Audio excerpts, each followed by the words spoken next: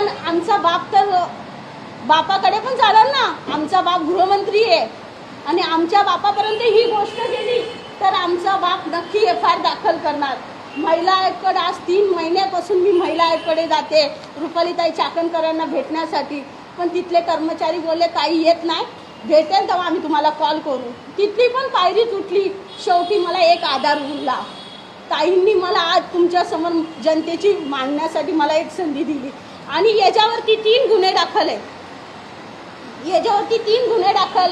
एक नेहरू नगर पोलीस स्टेशनमध्ये आणि एक WBC मेलेली आहे. तिथं पण यांनी गुन्हा दाखल याचा नाही झालाय तिथं, कारण याचं कुठेतरी चांगलं चालतं.